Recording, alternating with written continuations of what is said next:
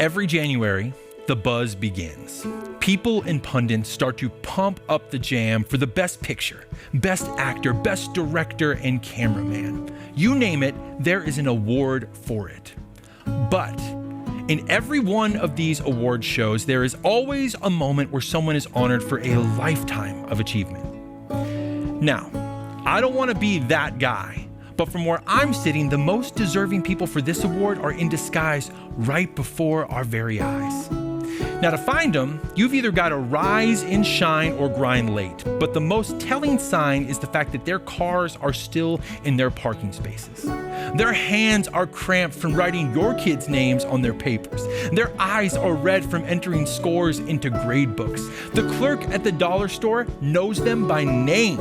Their claim to fame is their bulletin board game. While many have watched this pandemic from the bleachers, one of the most essential groups that I can think of is teachers. As we have navigated this year, each new month has been an unprecedented precipice, and we presented the teachers of this nation with a challenge that was treacherous. First, we asked you all to relearn how to teach so that you could reach our kids online.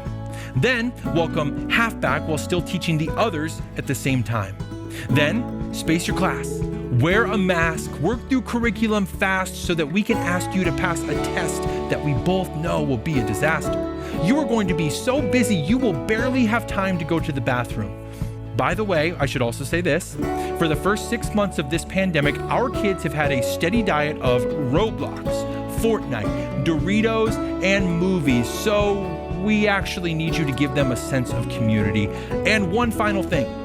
We know that you are team players, so please do all of this while we freeze the pay scale. In the face of this monumental challenge, how did you respond?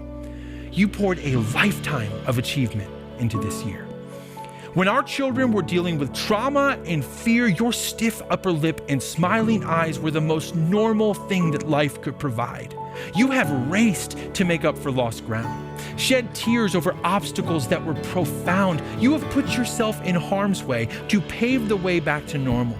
You have bounced between online, hybrid, and in-person while the powers that be could only quarrel. And even with all this, you have endured undeserved criticism from people who somehow think that you have made selfish decisions. Pay them no mind. All they need to see is your receipts. The proof of your passion is in your timesheet. What we both know is true is that your students don't just have your time, they've got your heart. We have watched you move heaven and earth to try and reignite the spark. And as we close this difficult year, I want to be your slow clap from the back.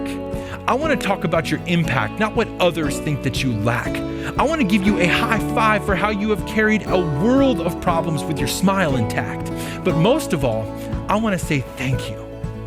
From all of the parents who have been more than a little concerned, thank you for emptying yourself so that our kids have a chance to learn. Thank you for sacrificing your time. Thank you for fighting for my child's heart and mind. From where I sit, and many others, it's not a secret. When we look at what you've accomplished this year, we see a lifetime of achievement.